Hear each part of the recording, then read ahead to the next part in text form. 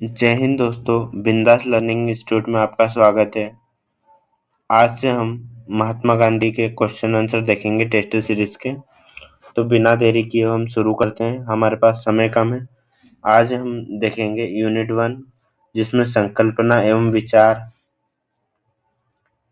प्राचीन भारत का इतिहास दिया हुआ है।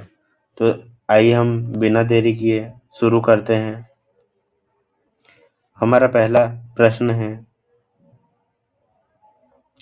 इंडिया नाम की संस्कृत उत्पत्ति क्या है? तो इसका आंसर आएगा सिंधु। दूसरा हमारा है, भौगोलिक अर्थ में भारतवर्ष शब्द सबसे पहले किस ऐतिहासिक शिलालेख में दर्ज है?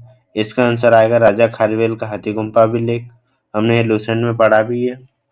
तीसरा हमारा क्वेश्चन है, विष्णु पुराण में भारत को किस के बीच की भूमि के रूप में वर्णित किया गया है? इसका आंसर है हमारा दक्षिण समुद्र और उत्तर पूर्वी हिमालय पर्वत। चौथा हमारा क्वेश्चन है, सामवेद संहिता का प्राथमिक उद्देश्य क्या है? इसका हमारा आंसर हो जाएगा ऑप्शन नंबर सी, संगीत स्कोर शीट के रूप में काम करना।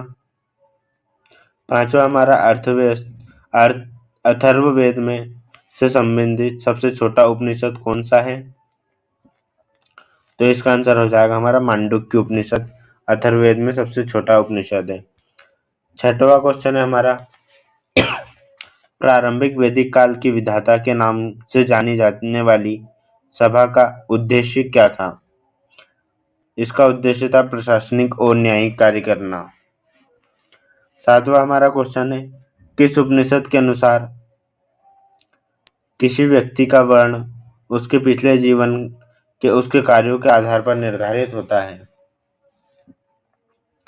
इसका आंसर है हमारा ए, छांदोग्य उपनिषद। आठवां हमारा क्वेश्चन है, निम्नलिखित में से कौन सा ब्राह्मण ग्रंथ ऋग्वेद से संबंधित है? तो इसका संबंध है हमारा ऐतरेय ब्राह्मण। अगला हमारा क्वेश्चन है, सूची 1 और सूची 2 को मिलाइए।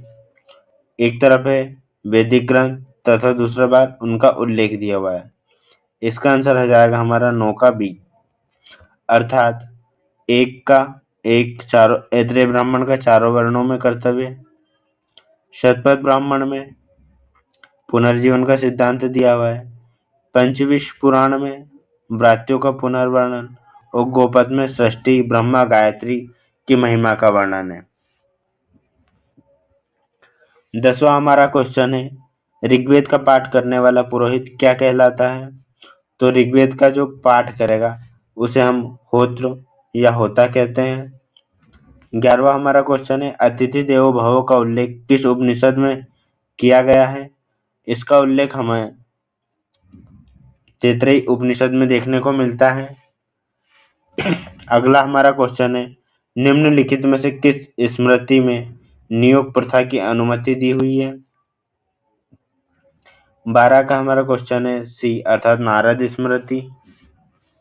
आध्यात्मिक ज्ञान के संबंध में यम और नचिकेता का संवाद कौन से उपनिषद में देखने को मिलता है? इसका आंसर हो जाएगा हमारा कठोपनिषद में। अन्नप्राशन में चोरुन शब्द का क्या अर्थ निकलता है? अन्नप्राशन में चोरुन शब्द का क्या अर्थ निकलता है? इसका आंसर हो जाएगा बच्चे को पहली बार में ठोस आहार खिलाना। 15वां हमारा क्वेश्चन है, उपनयन संस्कार से क्या आशय है? इसका आंसर हो जाएगा हमारा बी, औपचारिक शिक्षा की जरूरत की शुरुआत। अगला हमारा क्वेश्चन है 16वां, हिंदू धर्म, जैन धर्म, सिख धर्म में कर्म सिद्धांतों से जुड़ी मौलिक अवधारणा क्या है? इसका आंसर है पुनर्जन्म या संसार। अगला हमारा क्वेश्चन है, बौद्ध धर्म के अनुसार किसी कार्य का कर्म प्रभाव क्या निर्धारित करता है? वे परिस्थिति जिनमें यह प्रतिबद्ध है। Option B. पंचमहायज्ञों में भूत यज्ञ का मुख्य उद्देश्य क्या है? 18 क्वेश्चन का आंसर हो जाएगा वैदिक संस्कृति का संरक्षण। सॉरी, पारिस्थितिक जिम्मेदारी। 18वें का आंसर हो जाएगा पारिस्थितिक जिम्मेदारी। पंचमहायज्ञों में भूत यज्ञ का क्या उद्देश्य है? पारिस्थितिक जिम्मेदारी। ठीक है। 19 अगला हमारे पंच महायज्ञों की अवधारणा के अनुसार अपने पूर्वजों को पहचानने में की क्या महत्व है? पितृ पूजा। अगला हमारा क्वेश्चन है 20वां, महायान बौद्ध धर्म में बोधिसत्व के लिए आवश्यक है। जो महायान बौद्ध ग्रंथ है उसमें क्या आवश्यक है? दयालु मन और बोधिचित्त होना जरूरी है। 21वां हमारा क्वेश्चन है, तिब्बती परंपरा में 8 महान बोधिसत्वों में से कौन सा बोधिसत्व ज्ञान का मुख्य बोधिसत्व है? अर्थात कौन सा बोधिसत्व है जो कि ज्ञान का बोधिसत्व है? इसका आंसर है हमारा मंजूश्री अर्थात सी।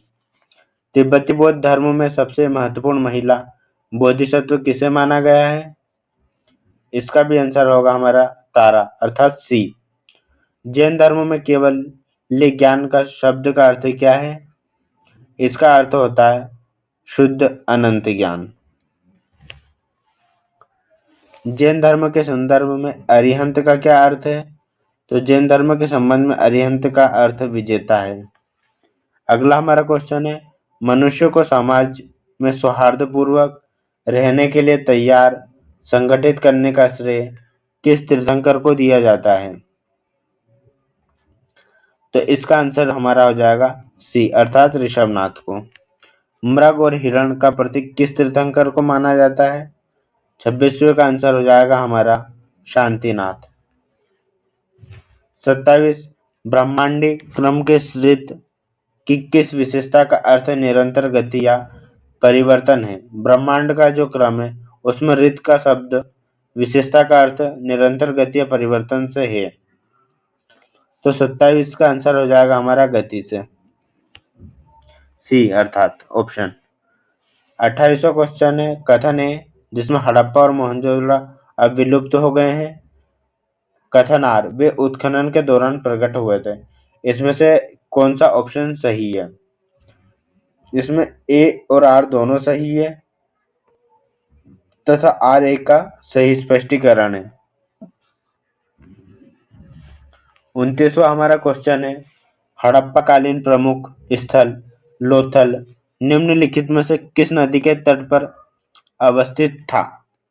जो लोथल है हड़प्पा कालीन नगर वो किस नदी के तट पर अवस्थित था? तो इसका हो जाएगा हमारा 29 का भोगवा नदी पर स्थित है। ठीक है। अगला हमारा क्वेश्चन है 30, हड़प्पा स्थल कोटदीजी उस सभ्यता निम्नलिखित में से किस प्रमुख स्थल के समीप है? तो हमारा 30 का आंसर हो जाएगा बी अर्थात मोहनजोदड़ो। 31वां हमारा क्वेश्चन है, बोगाज कोई अभिलेख का महत्व किस लिए है? तो 31 का हमारा आंसर हो जाएगा बी, वैदिक देवताओं का इसमें उल्लेख मिलता है। अगला हमारा 32वां, सूची 1 और सूची 2 का मिलान कीजिए। एक तरफ सूची जिसमें ब्रह्म विवाह, देव विवाह, आर्य विवाह, प्रजाति। ब्रह्म विवाह क्या होता है?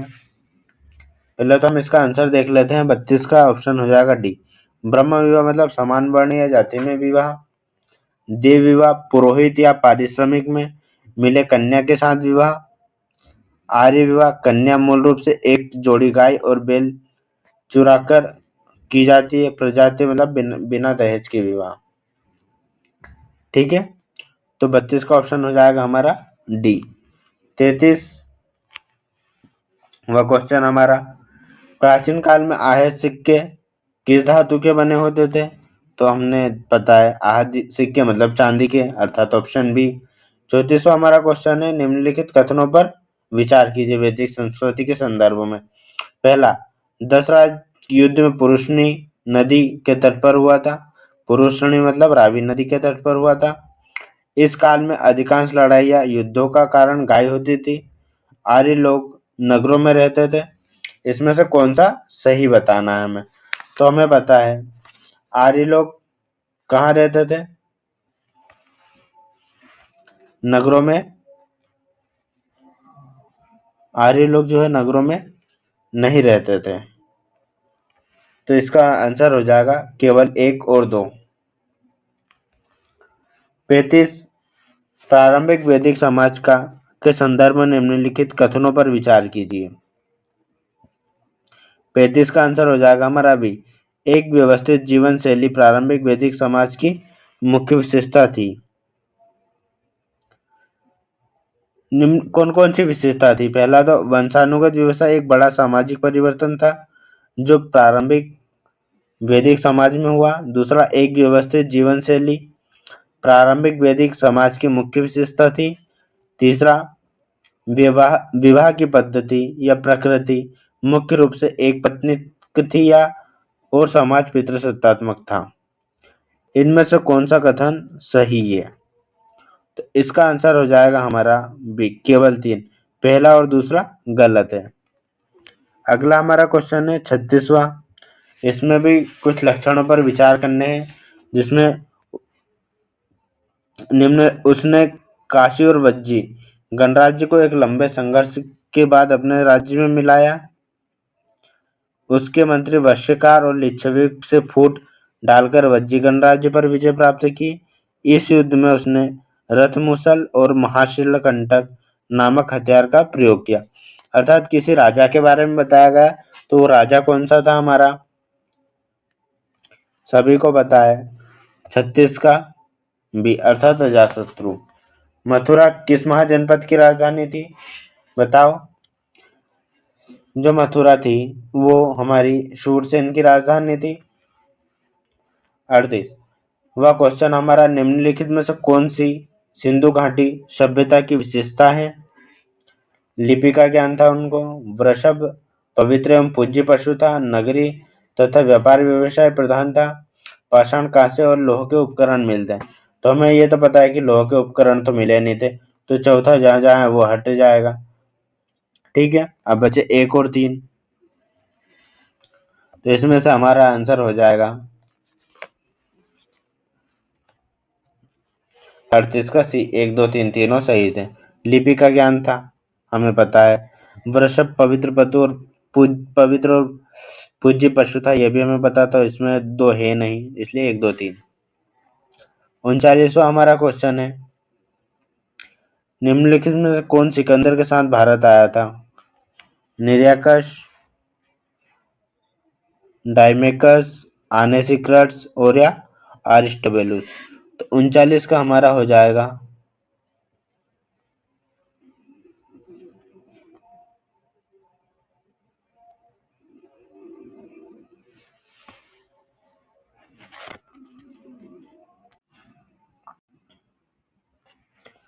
39वां क्वेश्चन हमारा, निम्नलिखित में से कौन सिकंदर के साथ भारत नहीं आया था? तो इसका आंसर हो जाएगा सी, डायमेकस नहीं आया था। किसने मगध साम्राज्य में वज्जी गणसंघ को हराकर आत्मसात किया था? अजातशत्रु ने, अर्थात ऑप्शन डी। 41वां हमारा क्वेश्चन है, राजा नंद का उल्लेख करने वाला अभिलेखी साक्ष्य कौन सा है? तो यह साक्ष्य हमारा 41 का सी, अर्थात हाथी गुम्फा अभिलेख। अष्टांगिक मार्ग की संकल्पना अंग है, कौन सा अंग है? तो यह हो जाएगा हमारा धर्म चक्र प्रवर्तन सूत्र के विषय का। कठिन तपश्चर्या के उपरांत गौतम बुद्ध को भोजन कराने वाली कन्या का नाम क्या था? तो उनका नाम था सुजाता। बौद्ध धर्म के हीनयान संप्रदाय के संबंध में निम्नलिखित देव पूजा, ईश्वर पूजा का अस्तित्व स्वीकार था, गुणों के स्थानांतरण का भाव था, अरहत पद को प्राप्त करना आदर्श मानते थे। कूट सही उत्तर चुनिए। जो कौन सा सही है यह देखना है हमें हीनयानों के बारे में। केवल 1 2 2 3 3 या 1 2 3। तो इसका आंसर हो जाएगा केवल 3। पारंपरिक हिंदू वर्ण व्यवस्था में किन 4 वर्ण ब्राह्मण क्षत्रिय वैश्य शूद्र का वर्णन मिलता है? 46 निम्नलिखित में से कौन सी विशेषता बौद्ध धर्म की महायान शाखा से संबंधित है? तो हमारा 46 का आंसर हो जाएगा। पहले तो हम देख लेते हैं कौन कौन सी विशेषता थी बौद्ध धर्म की। महान आत्मा और पुनर्जन्म में विश्वास, परसेवा और परोपकार पर बल, आदर्श के रूप में आहार पद की प्राप्ति, या मोक्ष के लिए बुद्ध का कृपा आवश्यक। तो इसका आंसर हो जाएगा हमारा सी। अगला हमारा क्वेश्चन है, बौद्ध धर्म में वैशाख संबंधित है। किससे संबंधित है वैशाख हमारा? बुद्ध जयंती से। बौद्ध ग्रंथ मध्यम निकाय किस भाषा में लिखा हुआ है? तो जो बौद्ध ग्रंथ हमारा मध्यम निकाय है वो पाली भाषा में लिखा। अधिकांश हम देखते हैं जैन धर्म ने संस्कृत में और जो बौद्ध धर्म है उसमें पाली भाषा का प्रयोग किया था। बौद्ध धर्म के संदर्भ में निम्नलिखित कथनों पर विचार कीजिए। भारत में पूजित पहली मानव प्रतीक महात्मा बुद्ध की है, सही है। यह गलत भी हो सकता है, ये हमने बताना है। महात्मा बुद्ध की प्रतिमाएं गंधार कला शैली में है। गया की बराबर की पहाड़ियों की तराश कर बुद्ध स्तूप का निर्माण किया गया। इसमें से कौन सा सही है? हमें इसमें सही की पहचान करनी है, तो केवल 1 और 2 सही है। अगला हमारा क्वेश्चन है 50वें नंबर का, जैन धर्म के संदर्भ में निम्नलिखित कथनों में कौन सा सही है? इनके अनुसार संसार वास्तविक और अनश्वर है। यह सामाजिक समानता के सिद्धांत पर आधारित था, जिसमें स्त्रियों को भी मोक्ष प्राप्ति का अधिकार माना गया। तो 50 का आंसर हो जाएगा हमारा केवल 2 अर्थात सी। निम्नलिखित में से कौन सा जैन धर्म त्रिरत्न माना जाता है? सम्यक ज्ञान, सम्यक ध्यान और सम्यक आचरण। 51 का हो जाएगा हमारा सी। 52 का सिकंदर भारत पर आक्रमण के संदर्भ में कथन विचार कीजिए। भारत में उनका सामना सबसे पहले तक्षशिला के शासक आम्बी से हुआ था। उसका भारत में पहला सबसे शक्तिशाली प्रतिरोध पोरस ने किया था। उसके द्वारा भारत पर आक्रमण के समय मगध पर मौर्य वंश का शासक था। तो इसका आंसर हो जाएगा हमारा 52 का ए, केवल 1 और 2, क्योंकि इसमें धनानंद या नंदवंश का शासक था। निम्नलिखित में से कौन एक जैन तीर्थंकर नहीं थे? संभवनाथ रहे 7वें, नेमिनाथ रहे 22वें, चंद्र प्रभु रहे, नाम नाथ मुनि नहीं रहे। तो 53 का हो जाएगा हमारा ए। विशुद्ध मग की रचना किसके द्वारा की गई थी? विशुद्ध मग की रचना बुद्ध घोष के द्वारा की गई थी। मौर्य काल में अधिकारी वर्ग के संदर्भ में निम्नलिखित कथनों पर विचार कीजिए। समाहर्ता अर्थात राजकीय कोषाध्यक्ष का संरक्षक, सन्निधाता कर निर्धारण करने वाला सर्वोच्च अधिकारी। इनमें से कौन से सही है? तो इसमें हमारा जो सही ऑप्शन है वो हो जाएगा 55 का डी। ना तो 1 ना 2, ये दोनों उल्टे होते थे। किस स्तूप के तोरण द्वार पर अशोक एवं उसकी 2 रानियों के साथ बोधि वृक्ष तीर्थ यात्रा का अंकन मिलता है? ऐसा कौन सा जो तोरण है या स्तूप है? स्तूप का जो तोरण है, तोरण द्वार है, उस पे बोध गया का वर्णन मिलता। सांची, सोनारी, सतधारा या भरूच। तो 56 का हमारा आंसर हो जाएगा सांची। पुराणों के संदर्भ में निम्नलिखित कथनों में कौन सा सही है? विष्णु पुराण मौर्य वंश से संबंधित है। वायु पुराण गुप्त वंश से संबंधित है। कौन सा सही है हमें यह देखना। तो 57 का हमारा आंसर हो जाएगा सी, दोनों सही है। 58 महाकश्यप की अध्यक्षता में हुई बौद्ध संगति का आयोजन किस स्थान पर हुआ था? तो जो 58 का हमारा आंसर हो जाएगा वो हो जाएगा सी, अब आप कमेंट में यह बताइए, महाकश्यप किस संगति का, पहली का, दूसरी का या तीसरी का आयोजन हुआ था? कौन सी संगति थी? 59वां क्वेश्चन है हमारा, अशोक के समकालीन तुर में कहाँ का शासक था? जो तुर में है वो मिस्र का शासक था। अशोक द्वारा स्थापित सबसे सुरक्षित स्तंभ कौन सा है? तो अशोक ने जो सभी स्तंभ बनाए उसमें सर्वोच्च अधिक सुरक्षित स्तंभ नंदनगढ़ अर्थात लौरिया नंदनगढ़ का है। 61, मौर्य काल में प्रयुक्त होने वाला पद मासक कौन सा? मासक किस शब्द को बताता है? मासक अर्थात तांबे का सिक्का। मेगास्थनीज ने अपने विवरण में भारतीय समाज में 7 वर्गों का उल्लेख है।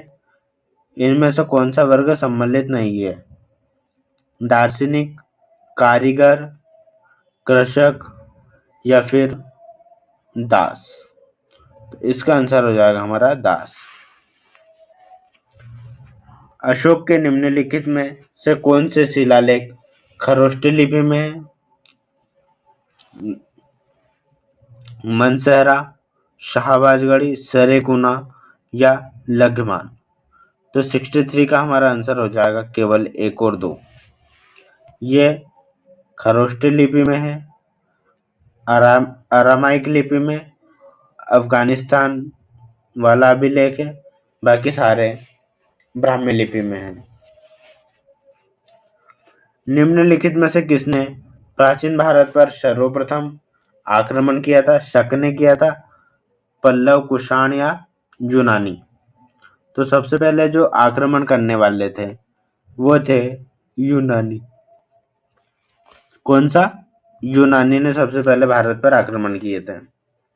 निम्नलिखित में से किन शासकों के ने पश्चिमोत्तर भारत में सर्वाधिक संख्या में तांबे के सिक्के को जारी किया था? तो इसका आंसर हो जाएगा हमारा 65 का। कुषाणों ने सर्वाधिक तांबे के सिक्के जारी किए थे। ठीक है, अगला हमारा 66 नंबर का क्वेश्चन, भारत में कुषाण काल में नगरी उत्कर्ष के शिखर पर पहुंचा। ठीक है, भारत में कुषाण काल में नगरीकरण उत्कर्ष शिखर पर पहुंचा या कुषाण काल में वाराणसी में गोमेद और इंद्रगोप निर्यात का कार्नेलियन का निर्यात रोम में को किया जाता था? तो इसमें कौन सा आंसर सही है? 66 का केवल 1, दूसरा गलत है। 67वां क्वेश्चन, निम्नलिखित में से किस वंश को पितृभक्त वंश भी कहते हैं? कौन सा वंश था जिसे पितृभक्त वंश भी कहते हैं? तो वो हो जाएगा माठर वंश। नालंदा विश्वविद्यालय की स्थापना किस गुप्त शासक द्वारा की गई? जो नालंदा है उसकी स्थापना किस गुप्त शासक के द्वारा की गई?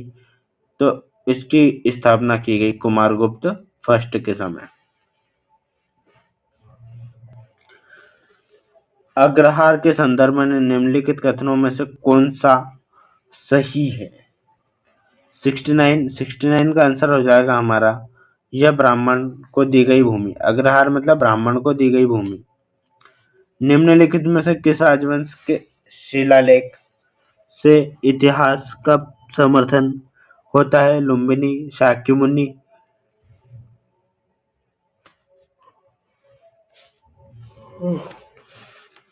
की तुलना समर्थन होता है? लुम्बिनी, शाक्यमुनि बुद्ध का जन्म स्थान है।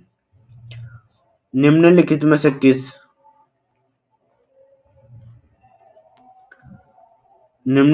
किस राजवंश के अभिलेख से इस परंपरा का समर्थन होता है कि लुम्बिनी शाक्यमुनि बुद्ध का जन्म स्थान है? तो 70 का हमारा आंसर हो जाएगा ए अर्थात मौर्य। सप्तपर्णी गुफा स्थित है कहाँ पर स्थित है सप्तपर्णी गुफा? तो ये राजगृह में। मेगास्थनीज की पुस्तक का नाम क्या था? इंडिका। किसने सहिष्णुता, उदारता और करुणा के त्रिविध आधार पर राजधर्म की स्थापना की? तो 73 का हमारा क्वेश्चन का आंसर हो जाएगा ए, अशोक। अशोक के जो प्रमुख शिलालेख संगम राज्य के विषय में हमें जानकारी बताते हैं उनमें सम्मिलित है। ठीक है, कौन सा? अशोक के प्रमुख शिलालेख संगम राज्य के विषय में हमें बताते हैं उनमें सम्मिलित है। कौन कौन से विषय सम्मिलित है? तो 74 का हो जाएगा हमारा पहला और 11 अर्थात बी। सिंचाई का टैक्स को क्या कहते थे? तो सिंचाई या टैक्स को हम प्राचीन भारत में क्या कहते थे? विदक भागम। कुषाण शासक कनिष्क का राज्याभिषेक किस ईसा पूर्व में हुआ था? किस ईसा पूर्व में हुआ था? 76 का हम देखते हैं 78 एडी। बौद्ध ग्रंथ मिलिंद पन्हो किस हिंदी यवन शासक पर प्रकाश डालता है? तो 77 का हमारा हो जाएगा सी, मिनांडर। 78वां हमारा क्वेश्चन है पुलिकेशन द्वितीय और हर्षवर्धन के मध्य हुए युद्ध की जानकारी किस अभिलेख से प्राप्त होती है? तो यह जानकारी हमें एहोल अभिलेख से मिलती है। बिना बेगार के सुदर्शन झील का जीर्णोद्धार किसने करवाया था? 79 का हमारा हो जाएगा रुद्रदामन फर्स्ट। वल्लभी महाविद्यालय किस राज्य में स्थित है? 80 नंबर के क्वेश्चन का आंसर हो जाएगा गुजरात में। 81 व मालवा गुजरात महाराष्ट्र पर सर्वप्रथम विजय किस शासक ने प्राप्त की थी? तो 81 का हो जाएगा हमारा सी, चंद्रगुप्त मौर्य ने। 82 का पाटलिपुत्र का प्रशासन किस वर्ण में दिखता है? तो इंडिका में।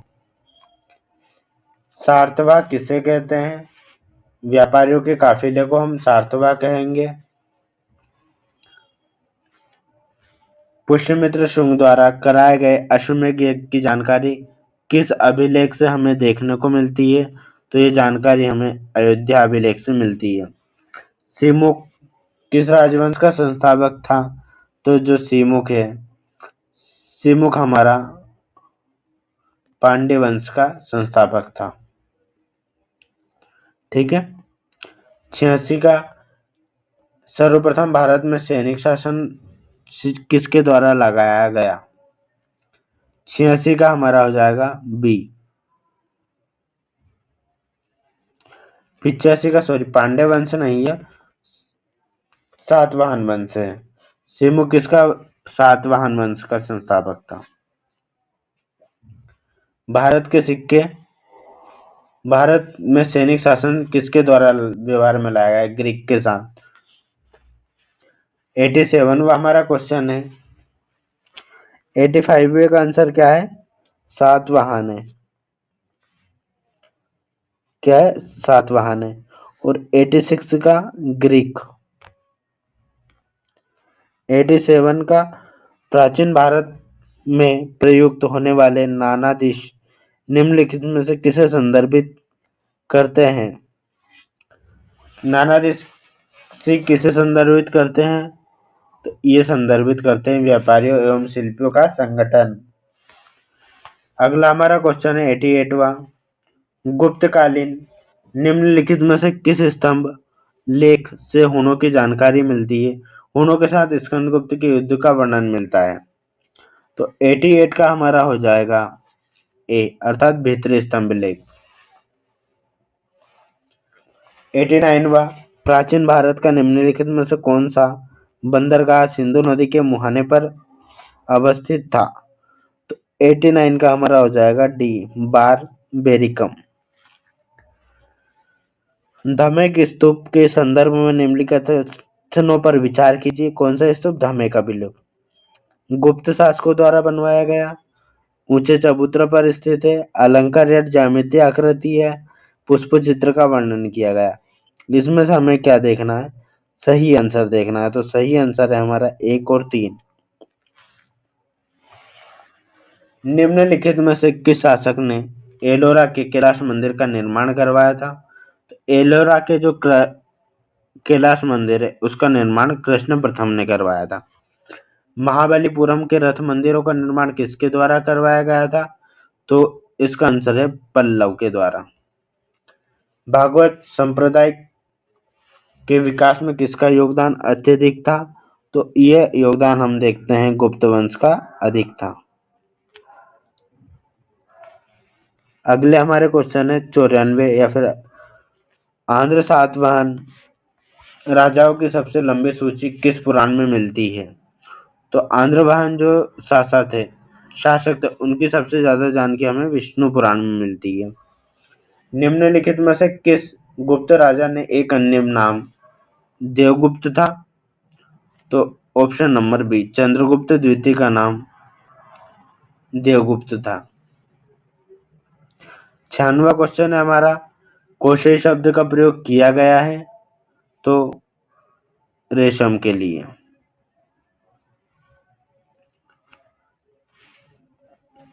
97 हमारा क्वेश्चन है, गुप्तोत्तर युग में प्रमुख व्यापारिक केंद्र क्या था? तो 97 का आंसर हो जाएगा हमारा ए अर्थात कन्नौज। सती प्रथा का पहला शिलालेख कहाँ से प्राप्त हुआ है? एरन सागर से, हमें सभी को पता है। सेकेंड लास्ट क्वेश्चन अर्थात 99, निम्नलिखित में से कौन सा मौर्य इतिहास का साहित्यिक स्रोत है? तो अर्थशास्त्र है, इंडिका है तथा मुद्रा राक्षस, मनुचरित्रम नहीं है। सुल्तानगंज विश्व की प्रसिद्ध बुद्ध की मूर्ति का निर्माण किस कालखंड में हुआ है? जो सुल्तानगंज में विश्व की प्रसिद्ध मूर्ति है उसका निर्माण किस काल में हुआ है? तो 100 का हमारा आंसर हो जाएगा बी 500 से 77 एडी। इस वीडियो में हमने महात्मा गांधी इंस्टीट्यूट के 100 क्वेश्चन देखे जो कि बहुत ही कम समय में कवर किए, लगभग 30 से 40 मिनट लगे। इसमें हमने 100 फैक्ट देख लिए। अगर आपको वीडियो अच्छा लगा हो तो वीडियो पर लाइक कमेंट शेयर तथा सब्सक्राइब करें और इसका अगला पार्ट देखने के लिए सब्सक्राइब करें। और ये हम यूनिट 1 से यूनिट 10 और उसके बाद में जितनी भी मेरे पास पीडीएफ है वो सारी हम कंप्लीट कर लेंगे जल्दी जल्दी। Thank you. जय हिंद, जय भारत।